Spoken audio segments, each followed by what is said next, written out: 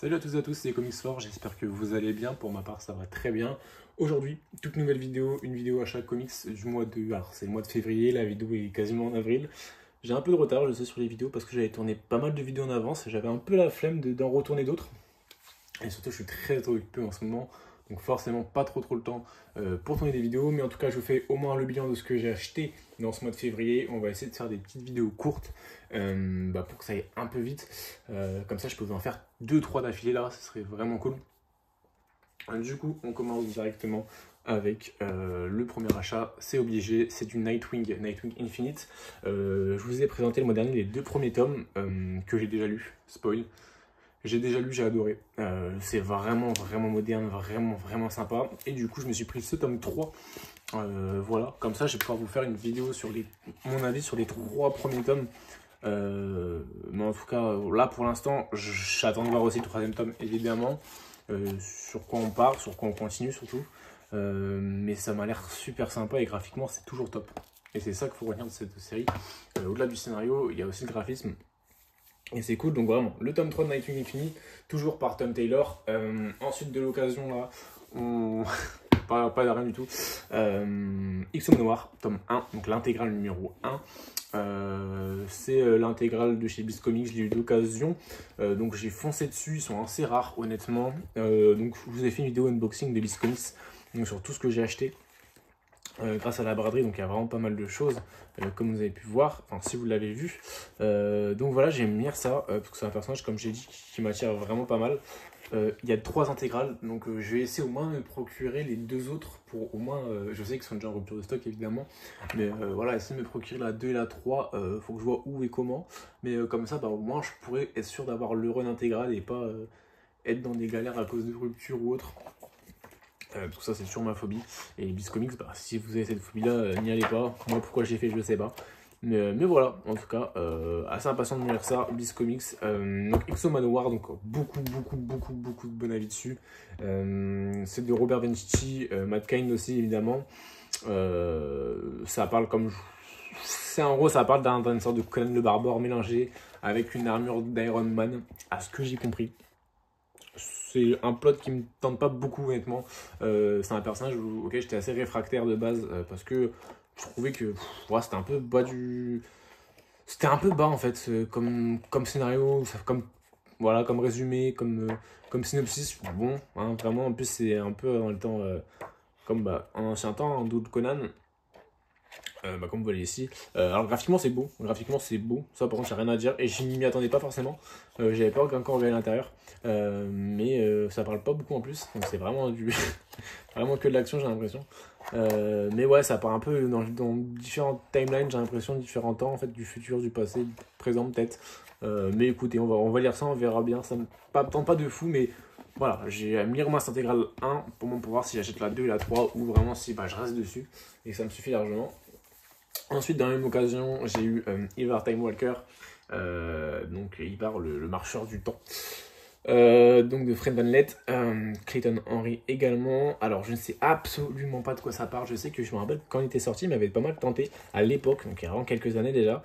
Mais voilà, je sais pas de quoi ça parle, c'est juste pour compléter la collecte et parce que j'ai pris un lot, c'était plus simple et forcément beaucoup plus rentable toujours quand on prend l'occasion de prendre plusieurs articles plutôt qu'en prendre qu'un seul, vis-à-vis des frais de port évidemment.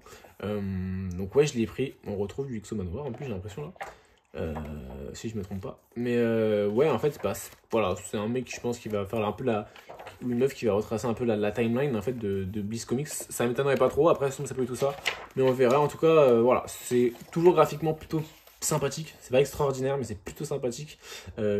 Comme d'hab c'est du Beast Comics, il y a beaucoup de personnages qui sont reliés, donc ouais j'aime lire ça, c'est un beau petit bébé, j'ai même pas vu pour, je crois que j'ai pour 8 euros. Il est vraiment comme neuf, hein.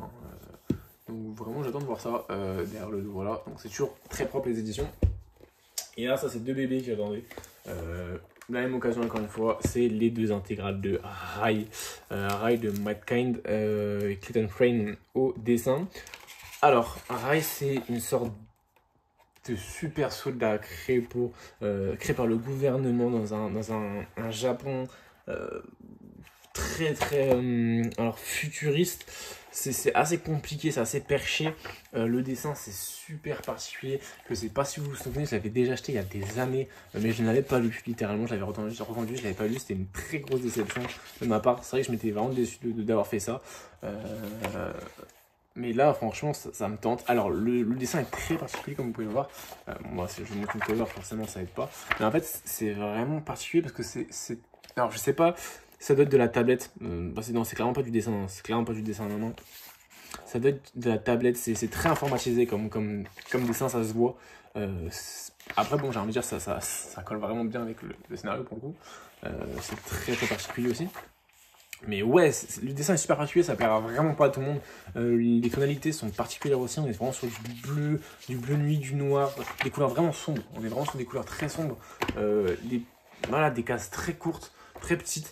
C'est super particulier, je trouve. Mais moi, voilà, moi qui suis fan de tout un peu le délire japonais.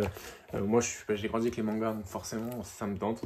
Et c'est vraiment un truc que ouais, je voulais lire depuis très longtemps. Donc, je me suis pris l'intégrale numéro 1. Ça, c'est de l'occasion, donc j'ai vraiment pas eu pour cher, pas cher non plus. En bon état. Bon, c'est pas excellent état, mais c'est en bon état. Et l'intégrale tome 2, moi, pour le coup, je pense qu'il n'a même pas été lu. Pour être honnête, donc le tome 2, donc c'est en 2 tomes, hein, donc il y a toute l'intégrale de ce run là, donc ça c'est super. Graphiquement c'est toujours pareil, le tome 2 c'est vraiment la continuité et je suis vraiment impatient de me voir ça. Ça vous aurez des reviews sur la chaîne, c'est sûr et certain. On enchaîne, il me reste 2 titres à vous présenter, comme ça ouais, cette vidéo elle fera même pas 10 minutes, ça sera vraiment parfait.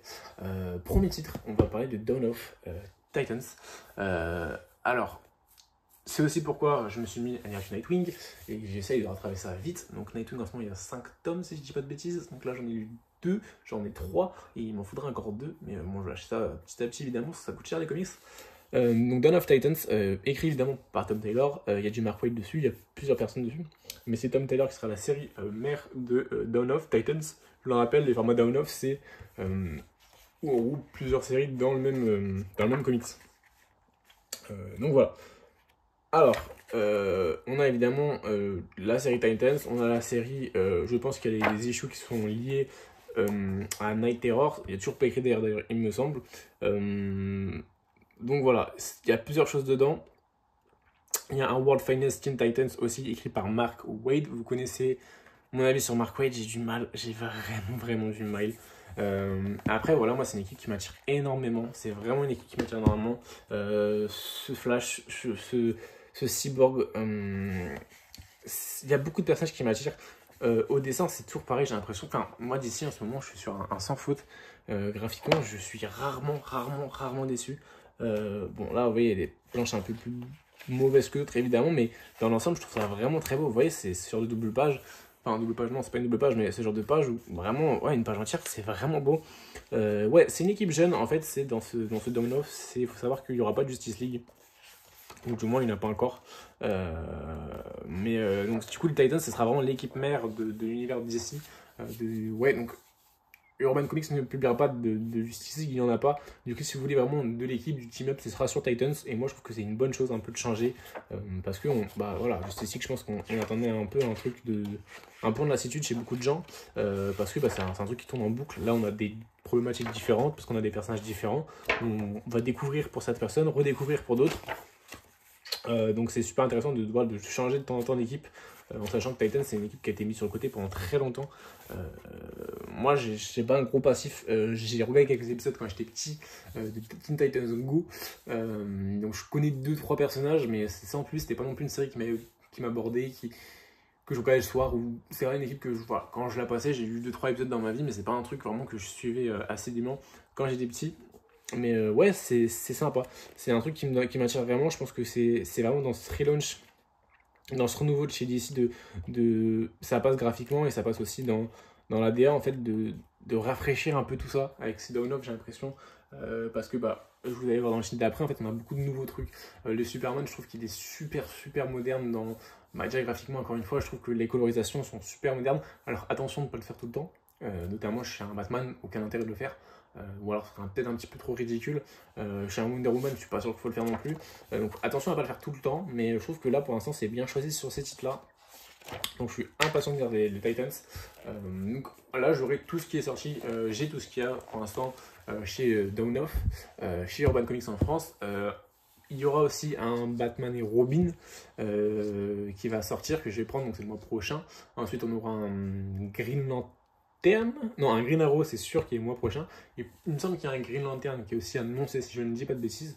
Et après bon, on aura les tomes 2 évidemment. Mais ouais, pour l'instant, moi je suis attiré par à peu près tout ce qui sort sur Infinite, donc même tout en fait, littéralement. Donc je continue de lire ça. En parallèle, je me suis lu, du coup, enfin, je me lis les Nightwing, et voilà. Pour le coup, c'était vraiment un régal. Du coup, je vous ai dit que j'étais pas fan de Mark Waid, donc qu'est-ce que je fais? Bah, je prends le Dawn of Shazam parce que c'est du Mark Waid, et c'est comme ça qu'on fait. Dawn of Shazam, je ne connais absolument rien de ce personnage-là. Cash, j'ai pas vu les films, enfin, j'ai vu des bribes du premier film. Mais bon, c'est pas un truc qui m'a tenté de ouf, honnêtement, c'était un peu trop teenager pour moi. Donc ouais, je connais pas du tout Shazam. Je sais que là on a une nouvelle Shazam du coup évidemment. Donc bah du coup ça m'apprendra aussi à connaître un peu l'or, c'est ça qui est intéressant. Puis c'est un Dawn of, c'est une porte d'entrée, on m'a dit que c'est une bonne porte d'entrée, donc c'est pourquoi c'est pas mal. On voit que graphiquement c'est quand même différent, on est moins sur du moderne, mais ça passe très bien je trouve. Moi j'aime bien, j'aime vraiment bien. Du coup on a une autre série évidemment, donc on a le Shazam du coup en fait, bah on a en fait le Shazam féminin.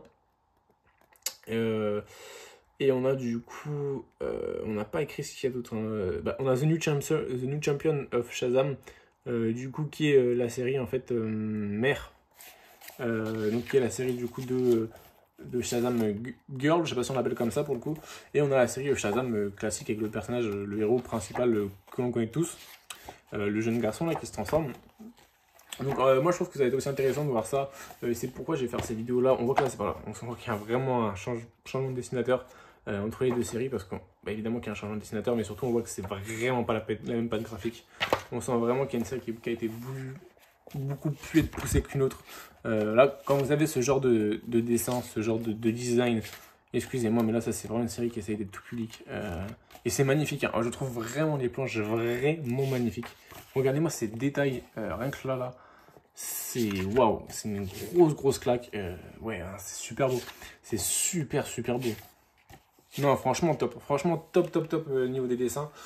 Et ouais, du coup moi c'est ça qui m'attire normalement sur ces vidéos sur Dawn of, c'est que je vais pouvoir découvrir l'univers d'ici. Parce qu'au-delà de ça, quand je lis Nightwing, quand je lis Batman, je connais à peu près via les films, via les choses de la pop culture, mais voilà, je suis pas quelqu'un d'assidu dans l'univers DC Comics. Il y a beaucoup de personnages que je connais pas, beaucoup de personnages qui pour vous-même sont des personnages évidents mais que moi je ne connais pas. Donc voilà, c'est ça que j'aime aussi avec ces vidéos, c'est pouvoir retranscrire mes débuts chez certains personnages, notamment Shazam, notamment les Titans. Même limite Superman, hein, parce que Superman, qu'est-ce que j'ai eu de Superman au final? Voilà, j'ai eu le premier tome de Superman Infinite, point. Et après ça va être des choses comme Red Son ou voilà, des univers qui ne sont pas dans la continuité, donc qui n'ont pas forcément des choses qui respectent le personnage de base. Et ça c'est vraiment du coup assez cool je trouve, l'univers Dawn of pour ça. Voilà pour ma petite vidéo achat comics, j'ai essayé de faire le plus rapidement possible, même si j'ai un peu blablaté dans la deuxième partie de vidéo.